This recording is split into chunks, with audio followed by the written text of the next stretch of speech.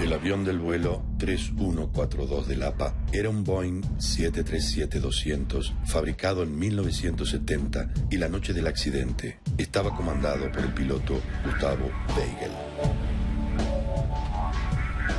Gustavo Weigel nació en Castelar, provincia de Buenos Aires, el 5 de mayo de 1954. Cuando nace, lo llevan a limpiar y a cambiarlo y se lo devuelven a mi abuela. Y mi abuela sospecha de que no era su hijo. Entonces habla con las enfermeras, vienen los médicos, y se dan cuenta que el hijo de ella estaba en manos de una pareja inglesa, entonces cambian el hijo. Y mi padre siempre jugaba un poco con esto, ¿no?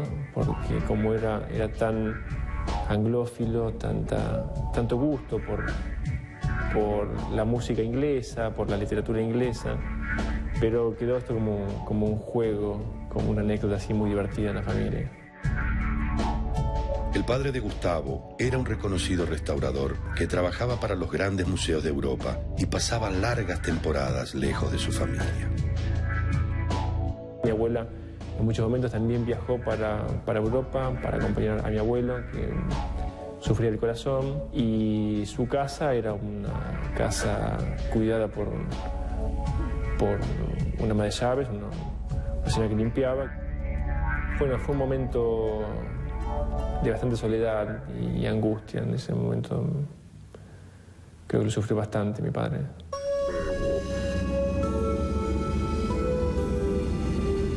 Entre los 95 pasajeros del vuelo 3142 se encontraba Silvia Medeot, una bioquímica nacida en Córdoba en el año 1962.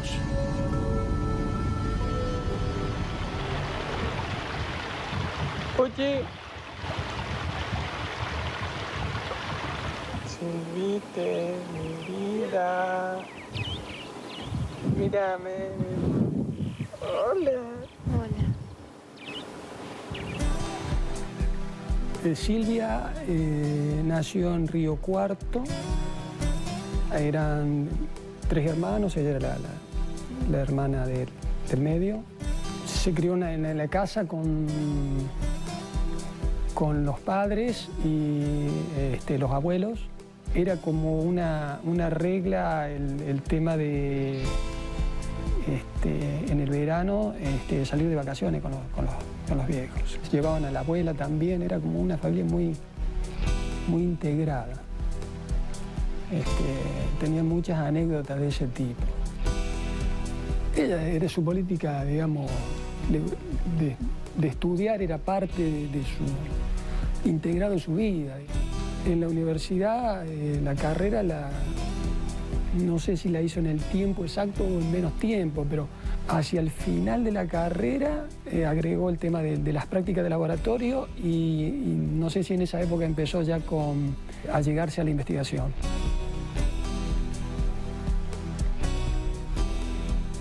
Siempre de chica pensé que mi vida iba a pasar como la de todas las mujeres por casarme y tener hijos.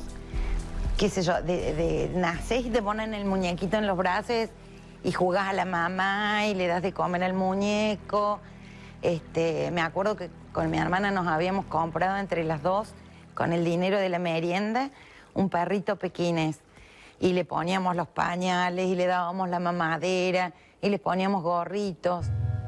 Entonces, siempre pensé que esa iba a ser mi vida, ¿no? Casarme y tener hijos y la casa y la comida y...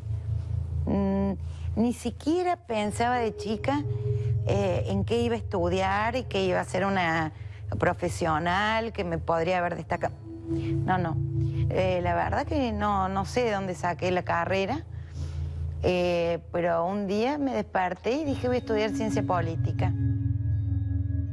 Sentado junto a Marité en el avión del APA se encontraba Oscar Nobile, un ingeniero cordobés de 37 años. Soy nacido y vivo actualmente en la ciudad de Córdoba, República Argentina. El barrio, la casa, la fábrica y el club marcaron muy fuerte, digamos, todos mis primeros años, mi infancia. Los domingos era el día que mi viejo agarraba el auto, después de haber estado laburando toda la semana y siempre a un dique, a una cascada, a un río, a una casa de campo, a algún lado, a desenchufarse, comer el asadito del mediodía y volver a la tarde. Y bueno, era todo un acontecimiento ver el despegue o el aterrizaje de un avión.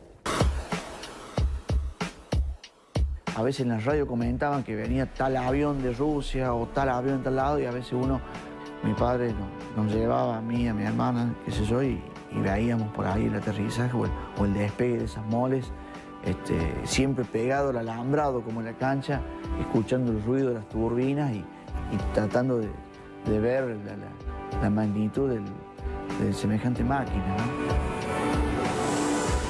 Mi papá de muy chicas nos llevó a conocer Buenos Aires, fuimos en avión.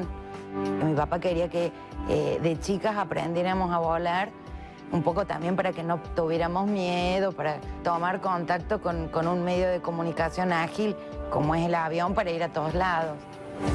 Por ese entonces, la empresa norteamericana Boeing, que ya se posicionaba como una de las aerolíneas más importantes del mundo gracias al éxito de su Boeing 707, desarrollaba un avión más pequeño e igual de eficiente.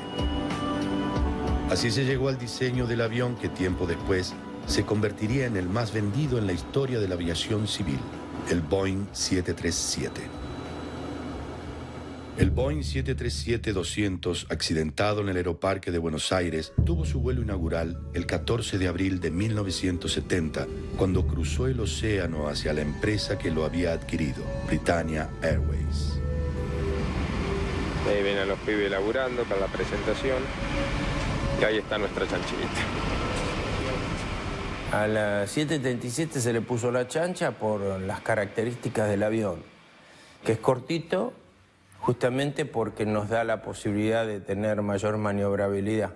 Si vos lo ves, te vas a dar cuenta que es patitas cortas, muy gordito, la naricita media chata. O sea, en realidad no es una línea estética muy linda que digamos. Es medio fea, es una chanchita, es un chacho. En 1977, el empresario argentino Claudio Thyssen fundó las Líneas Aéreas Privadas Argentinas, una aerolínea pequeña que solo podía volar dentro de los límites de la provincia de Buenos Aires. Poco después de haber egresado del bachillerato, Gustavo Weigel tomó la decisión de ser piloto y en 1977, ya casado y con 2 hijos, ingresó en el ejército para realizar las horas de vuelo necesarias para poder volar en forma profesional. Mi padre sintió que su llamado era por ahí. Entonces decide hacer el curso de piloto y si bien tuvo dificultades en el curso porque se descomponía y porque no tenía ciertas facilidades, se dio cuenta de que era su lugar. Volar es un sentimiento muy profundo que te da un placer enorme, es sentirse por encima de algo muy chico, o sea, el mundo lo ves mucho más chico de lo que realmente es. Una vez un psicólogo me dijo que por el solo hecho de que una persona que nació para estar en la Tierra decidió estar arriba del aire, evidentemente ya hay algo que no es igual a todos los demás. Él hablaba en términos que para mí son muy difíciles de comprender. Por ejemplo, sentir el avión. Sentir el avión. Supongo que fue piloto porque lo hacía sentir más libre, ¿no? ¿Qué es sentir el avión? Yo no sé lo que es sentir el avión.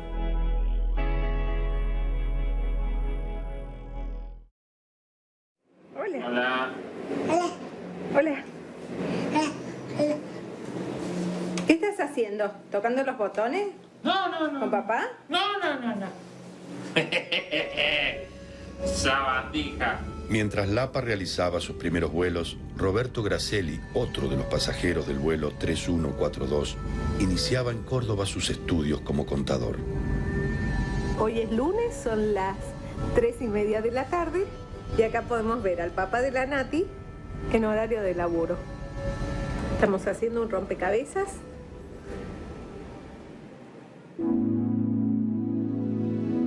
Bueno, no sé cómo surgió, pero a Roberto le encantaban los rompecabezas e inclusive cuando viajábamos en algunas vacaciones se llevó rompecabezas y lo armaba.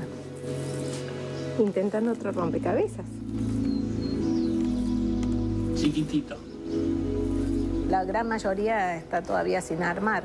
La idea era que el día que nos jubiláramos o tuviéramos más tiempo pudiéramos armarlos, ¿no?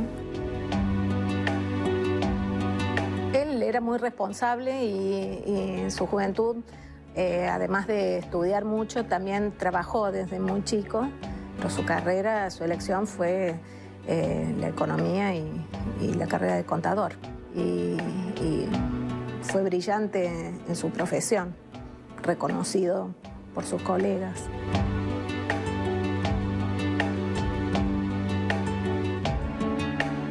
Roberto Gracelli estaba terminando sus estudios cuando Oscar Nobile comenzó la carrera de ingeniería.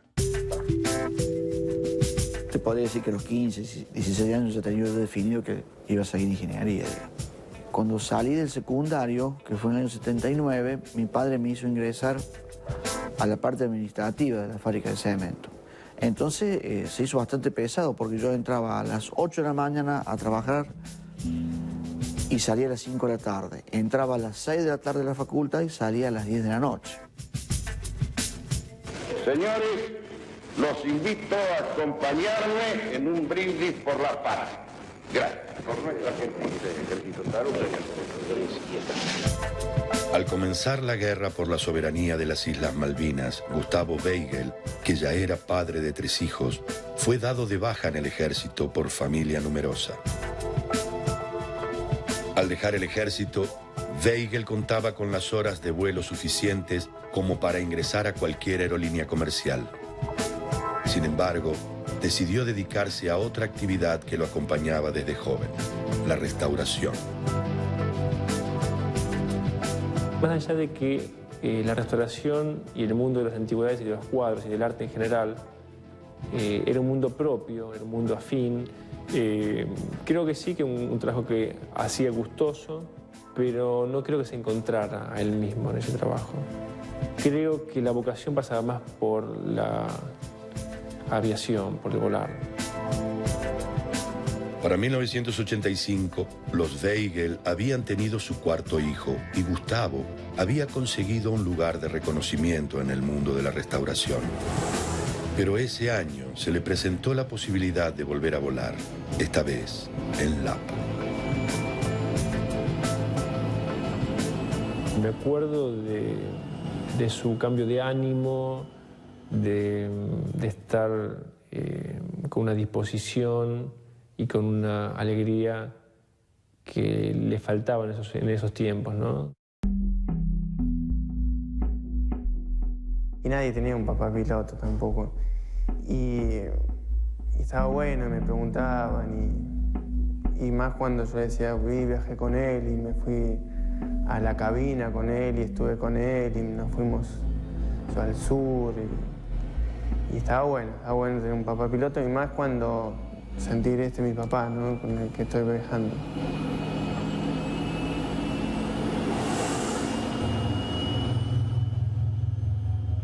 En 1987, el Boeing 737-200 seguía sumando horas de vuelo en Britannia Airways, mientras Rafael Dobón, un contador de 33 años nacido en Buenos Aires, comenzaba a trabajar en el incipiente mundo del videocable como encargado de la contaduría de la empresa VCC. VCC entró por un aviso en el diario. De los tantos que escribí, bueno, ese terminó resultando. Ahí empiezo también en el área administrativa. Y bueno, yo había ido a Córdoba 2 o 3 veces estando todavía como trabajando en Buenos Aires, pero en realidad cuando empiezo a moverme más es cuando me voy a Córdoba, ¿no? Estudié ciencia política, luego estudié relaciones internacionales, pero ninguna de las dos carreras me subió al avión de Lapa. De chica siempre pensé que lo que iba a hacer era casarme y tener hijos. Antes de terminar el colegio yo tenía un novio, y si me hubiera casado con mi novio de hecho no se casó conmigo, se casó con otra chica, tiene 9 hijos y la mujer nunca trabajó. O sea, si yo me hubiera casado con mi novio ese, seguramente no hubiera trabajado nunca y no me hubiera subido nunca al avión. En 1989, Silvia Medeot, recibida de bioquímica y dedicada a la investigación, conoció a Raúl Nassi, el hombre que la acompañaría por el resto de su vida.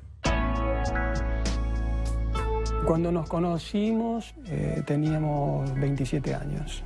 Nos conocimos a través de una amiga que trabajaba en el laboratorio donde estaba ella. El verano anterior habían ido a Perú con la hermana y unas amigas.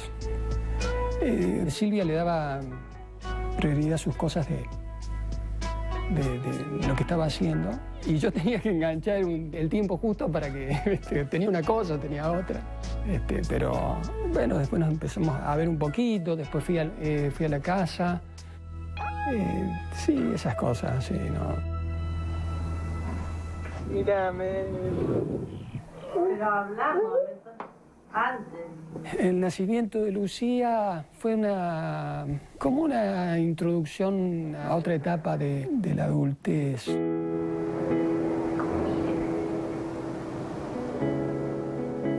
Como nosotros no nos habíamos casado, entonces de repente el embarazo, y más que el embarazo, el nacimiento fue como introducir en esa etapa. Se juntaron las dos cosas, ¿no es cierto?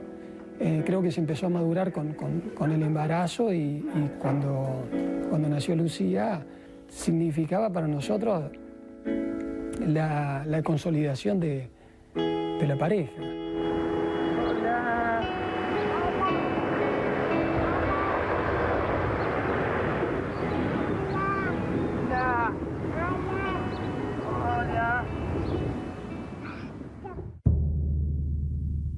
En 1990, la aerolínea francesa TAT compró el 737-200 que había pertenecido a Britannia Airways.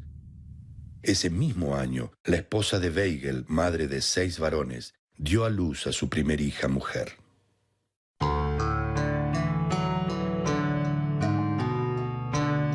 Y yo creo que para él sí, 7 son muchos. Pero bueno, también es como que se multiplica el trabajo, pero también se multiplica el amor. Tras el nacimiento de su hija Valeria, Gustavo Weigel decidió alejarse de la aviación.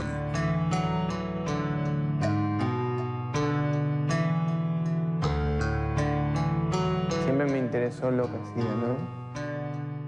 El papá piloto era como, bueno, yo tengo un papá piloto, está bueno, pero no lo veíamos tanto, no estábamos tan en contacto con él. Y el restaurador era como que teníamos el tiempo libre para verlo.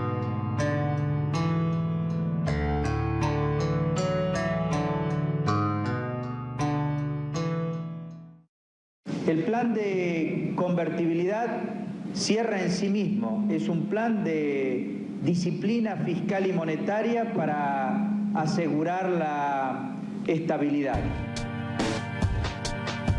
Comenzaba 1991 y Lapa continuaba creciendo, favorecida por el proceso de privatización impulsado por el gobierno.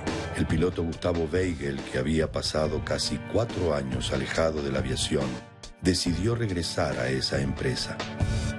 Y él ingresa nuevamente como copiloto, es ahí cuando lo conozco, y a los meses, o un año aproximadamente, es cuando hacemos el curso de comandante de SAP 340 ambos.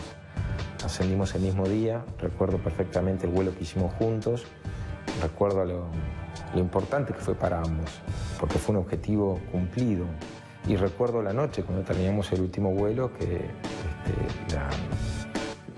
la jefa de cabina, la azafata, cuando ya habían bajado todos los pasajeros, habíamos terminado todos los papeles, nos tenía unas copas de champán para felicitarnos.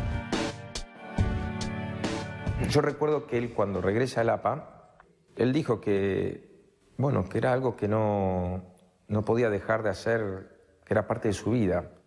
Cada vez que pasaba cerca del aeroparque o veía un avión, sentía que tenía que volver porque ese era su mundo también.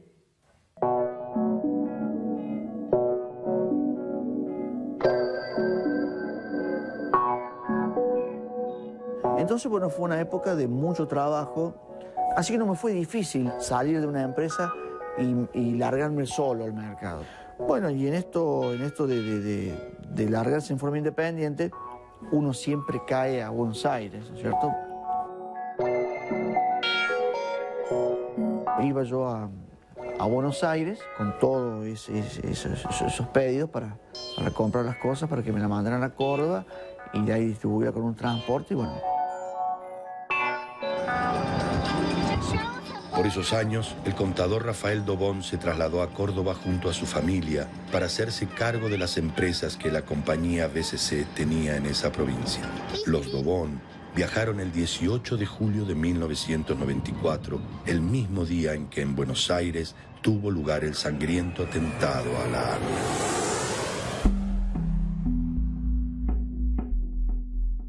Recuerdo que estaba el camión de mudanza, nosotros teníamos la radio prendida, o sea que fue una cosa terrible porque durante todo el viaje nosotros escuchando la radio de lo que estaba pasando ahí, lo que había pasado, así que fue una fecha que no vamos a olvidar. Pero bueno, del recuerdo que tengo de los primeros años de Córdoba, que hubo bastante, digamos, en cierto aspecto algo de soledad, ¿no? En 1995, Silvia Mediot, que ya era madre de 2 hijos, formó junto a otros colegas su propio laboratorio dentro de la Universidad Nacional de Córdoba. Estamos tras la implementación de técnicas alternativas, digamos, que sirvan para la confirmación del diagnóstico de la infección por VIH y que son de menor costo. Yo les presté una PC viejita que tenía. Y a fuerza de pulmón armaron el laboratorio y armaron una línea propia que digamos, con el tiempo se fue consolidando y, digamos, hoy el laboratorio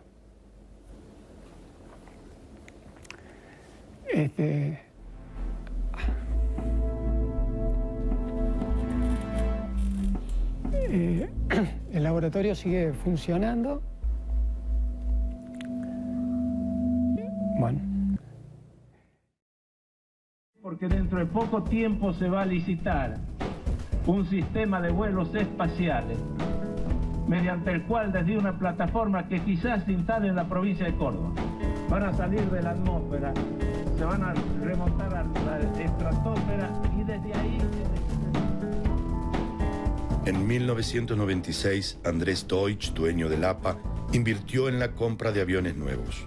Los Boeing 737-200 provenían de la aerolínea francesa TAT y entre ellos se encontraba el que se accidentó en el aeroparque de Buenos Aires.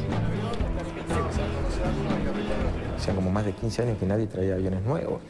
Para quienes pertenecíamos al APA en ese momento fue empezar a jugar a las ligas mayores.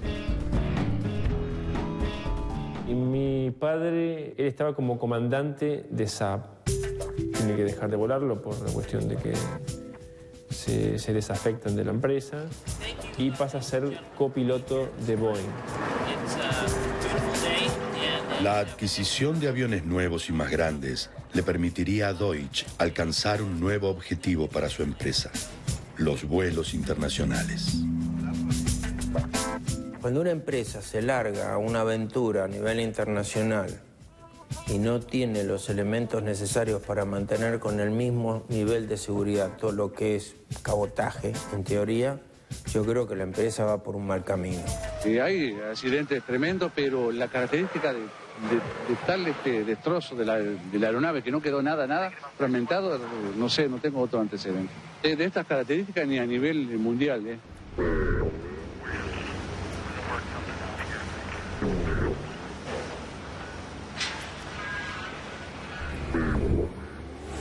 Cuando pasa un accidente de semejante magnitud, y sobre todo cuando es aviones de línea aérea, en donde hay un nivel de profesionalismo bastante elevado, lo primero que uno pregunta y quiere saber es, en definitiva, lo mismo que todo el mundo quiere saber: ¿qué pasó?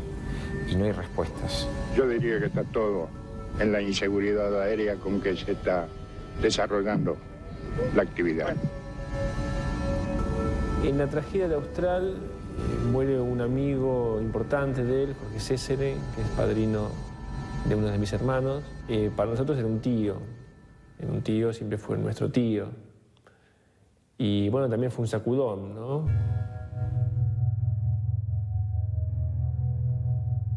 Algunos meses más tarde, todavía golpeado por la pérdida de su amigo, Gustavo Weigel rindió los exámenes para ser ascendido a comandante de 737. Él dio mal un examen, también por momentos de bastante tensión que había en mi casa por la separación con mi madre. Ahí tenemos el simulador del Jumbo laburando. Este es el nuestro. Meses después, Weigel volvió a presentarse a los exámenes y esta vez pudo demostrar que reunía las aptitudes necesarias para comandar un avión de la envergadura del Boeing 737. No, él estaba feliz, porque también el ascenso 737 fue un logro para él muy importante, haber pasado ese traspié, haberlo superado.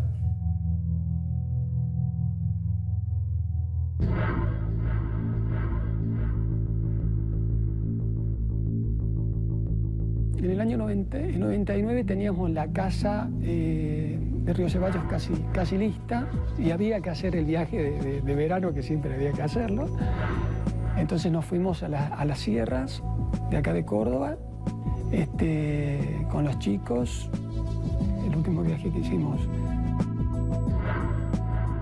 Fuimos a Cuba, todavía recuerdo, así que fue un viaje hermoso, no solamente por lo que es el lugar, sino por lo que representa Cuba, ¿no? Que es conocer un pedacito del mundo que ya no existe. Así que realmente fue un viaje que lo disfrutamos mucho, ¿no? 1999, yo creo que lo vivía con mucha esperanza, ¿no? Con mucha ilusión de seguir trabajando, de seguir creciendo intelectualmente, de poder hacer cosas nuevas.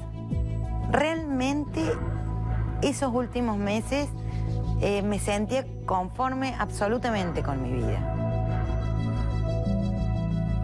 Yo ese año quedé embarazada de Fede. No sirve mucho papá en esa zona. Bueno. Porque ahí es donde puedes llegar a ver si algo. Bueno.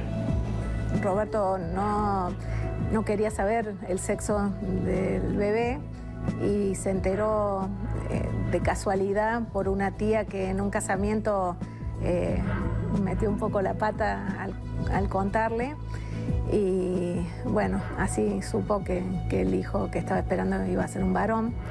Y bueno, y había elegido el nombre de Fede, pero me quedaba por decidir el segundo nombre. Y bueno, que lo elegí después que Roberto falleció y Fede se llama Federico Roberto.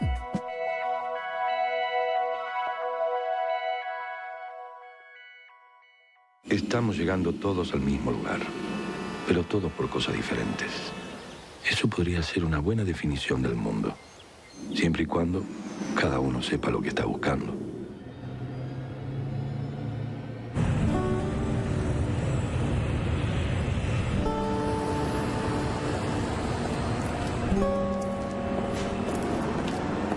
Y el 31 de agosto fue un viaje como los que tenía habitualmente. En ese momento me acuerdo, nos habían llamado a todos porque se iba a discutir el presupuesto del año 2000, entonces había una reunión a la tarde. Así que tuve esa reunión y terminó la reunión, me tomé un taxi y me volví a la parte.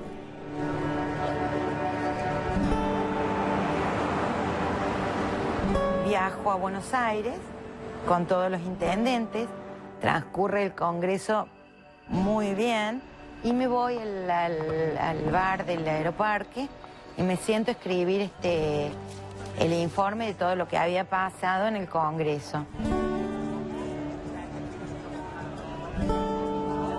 Llegué un rato antes, sí, ya habré llegado como una hora y pico antes. Inclusive salía otro vuelo que salió antes de la misma empresa que había lugar, pero yo no lo cambié. Había un congreso en Buenos Aires, entonces lo había organizado como para estar solamente 2 días allá. Los chicos nuestros no querían que viajara en avión. Ninguno de los chicos quería. Silvia me había hablado por teléfono y me había dicho en el horario en que llegaba. Creo que se va a dar a 9. Anda a buscar. Y la imagen, tengo la imagen de cuando estaba en la pista y se dio vuelta y nos saludó con la mano en alto.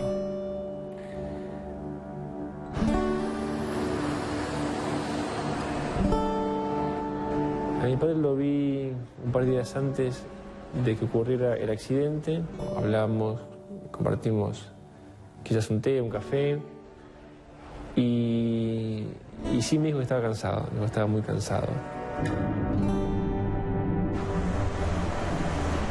Había hecho algunas cobranzas y había organizado un viaje para comprar los materiales que me hacía falta. Tomé un taxi en Congreso Tucumán y le digo al Aeroparque lo más rápido que pueda. Cuando llegué al mostrador del APA, medio que se enojaron, me hicieron cara fea las chicas porque había llegado tarde yo. Y casi que no me dejaron subir al avión.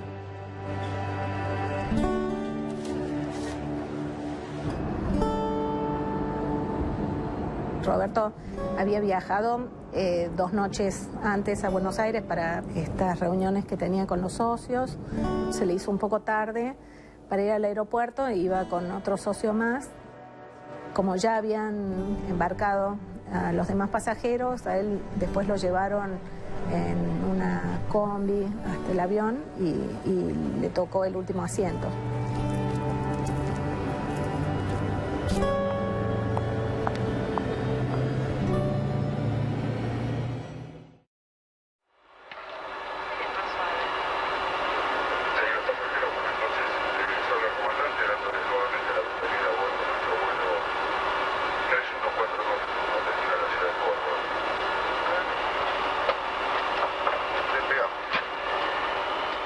Comienza a carretear el avión, toma velocidad, mucha velocidad.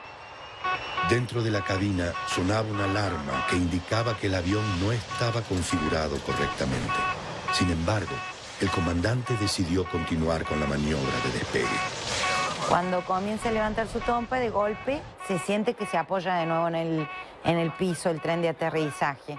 Obviamente la velocidad era muy fuerte, ya era velocidad de despegue, se empezaban a mover las cosas que estaban arriba en los casillos de plástico. El piloto empezó a accionar los frenos, pero no frenó, la inercia lo fue llevando el avión y ya después se empezó a sentirse un ruido más metal con metal, ya un chillido, un sonido más agudo.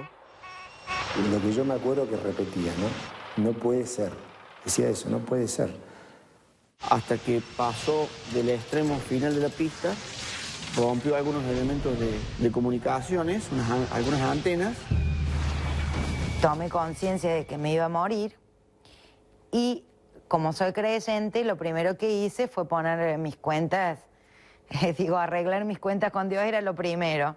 Me puse así en posición de impacto, con la cabeza gacha, rezando, pensando en mi señora, pensando en los dos hijos, los chicos, digo, bueno, pensando en mi vieja, acá se terminó todo y bueno, se venía la muerte, se venía la muerte.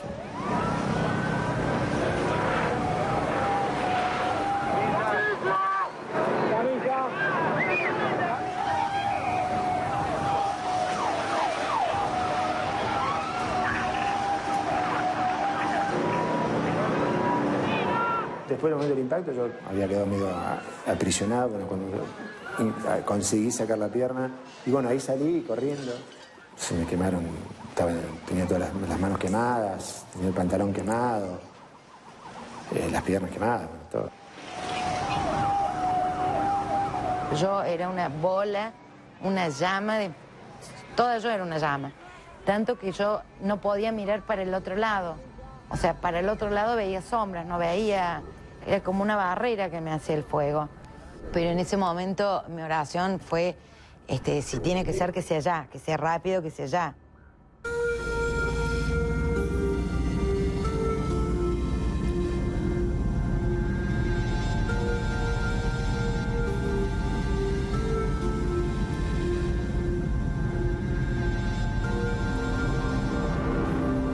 Están realizando las pericias correspondientes, tratando de determinar la identidad de estos cuerpos. Ese día me acuerdo que se estaba dando un canal de noticias y no se sabía todavía qué avión era, ni era una avioneta, sino un avión comercial, nada. Pero yo sentía que por ahí andaba, la sensación de que mi viejo estaba por ahí. Pasamos la noche bastante mal, yo sentía de que ya estaba, yo sentí en algún momento de que ya estaba.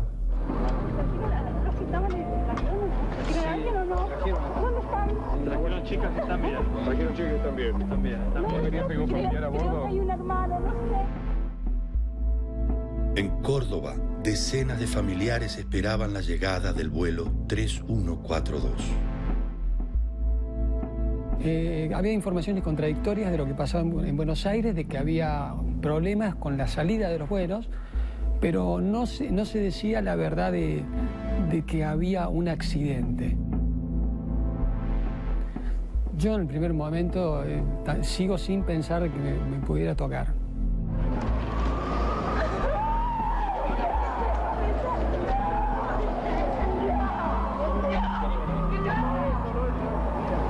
Ya ni me acuerdo, me volví como loca. Le hablé a mi cuñada para avisarle y después a ella la llamó un señor que había estado con Roberto en el momento del accidente y al que Roberto le había dado el número de ella para avisarle que estaba vivo y que y que le decía que tuvieran cuidado al avisarme a mí porque estaba embarazada. Roberto podría haber salido primero del avión. Él abrió la puerta y así como salieron todos y como él empujó a la azafata para que saliera, podría haberse bajado él también. Y sin embargo tomó la decisión de quedarse y de tratar de ayudar a otra gente. Y yo siempre viajé con la esperanza de que él iba a sobrevivir, que estaba quemado, pero que iba a sobrevivir. Una situación muy difícil de ahí, porque había que asumir la situación. Busqué la forma de cómo encararla, era hablar con los chicos.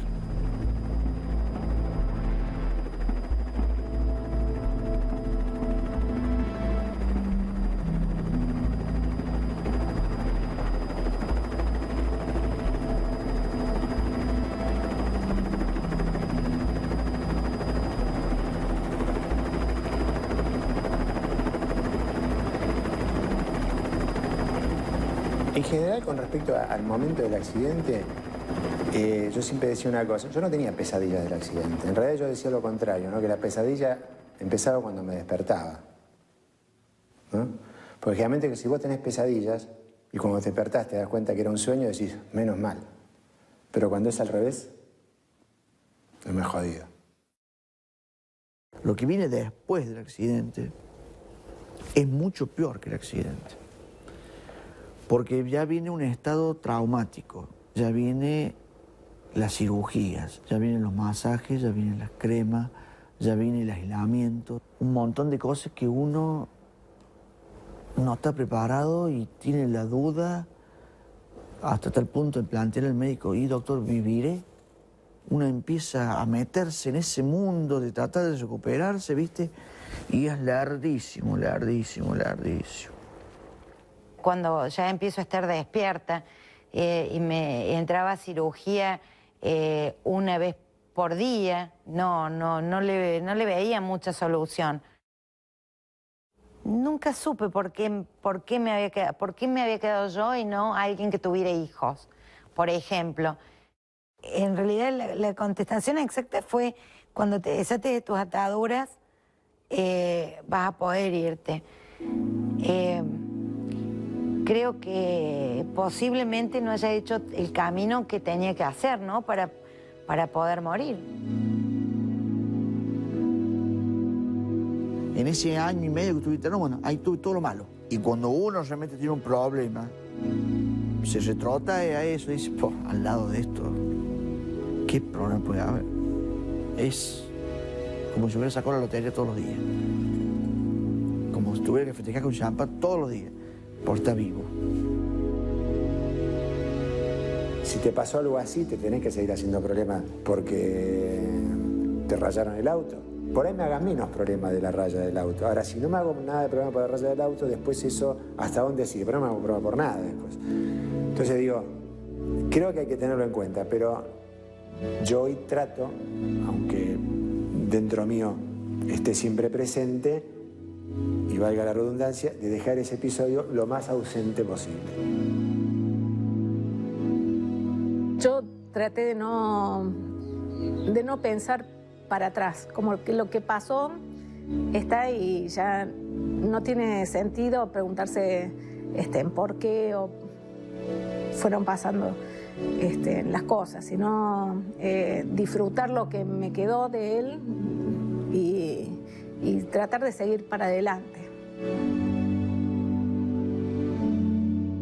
O sea, agradecerle por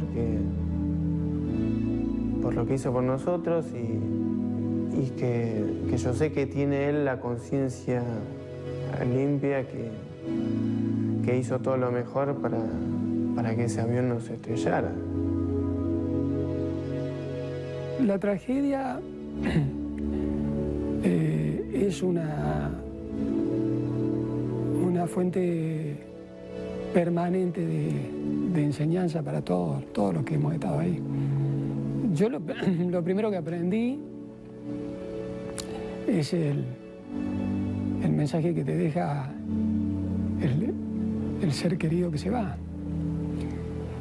que es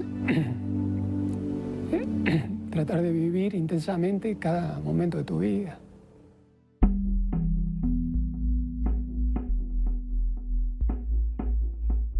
Vamos a proceder a la lectura del veredicto. Le pido por favor a los asistentes que mantengan el orden. En 2005 comenzó el juicio oral a los imputados en la causa, el presidente del APA y 7 altos funcionarios de la empresa. El 2 de febrero de 2010 se leyó el veredicto por el que 6 de los 8 acusados fueron absueltos y los otros 2 sobreseídos, a pesar de haber sido encontrados culpables del delito de incumplimiento del deber de funcionario público. El juicio comenzó tarde y terminó tarde y mal. El veredicto atribuía el accidente a un error humano y se declaró como únicos culpables a los 2 pilotos. Y el veredicto fue realmente un golpe, sobre todo a la gente que perdió un ser querido, que no hayan culpado a nadie o hayan agarrado a 2 perejiles, como se dice, sobre una condena que es excarcelable, y no ir sobre el presidente de la empresa, que se le dijo: señor, cambie la actitud empresarial porque se va a caer un avión. El tipo no le dio bolilla, ni le interesó. Realmente fue una situación muy fea. Todos los directivos blancos van a cargar la culpa, van a cargar de muerte de 75 personas, la muerte de su padre, carbonizado. Progrese esta situación con una condena. O sea, nunca creí que iba a haber culpables, por la sencilla razón de que los victimarios son poderosos, saben cubrir sus responsabilidades. Perdiste a 7 amigas en ese vuelo, vos sola sobreviviste, un año internada recuperando tu rostro. ¿Qué se puede decir ahora? No sé qué decir, que acá se molestan con toda la área. Y lo que nos encontramos es que las personas que están, nos tocó en este momento, que ejercen la justicia, las vemos como que no están a la altura de esa circunstancia. Estaban esperando un fallo más ejemplificador. Ese fallo ejemplificador no vino, no apareció, y en definitiva se limitaron estrictamente a valorar la prueba muy de manera cerrada. O sea, todo un fiasco, realmente, porque lo único que en esto termina, lo único que se logra con esto es que esté todo preparado para que vuelva a pasar. Hoy, a más de 10 años de la tragedia que causó la muerte de 65 personas, los restos del avión descansan en containers lacrados y todavía nadie puede decir con certeza lo que pasó aquella noche en la cabina del Boeing 737 del APA.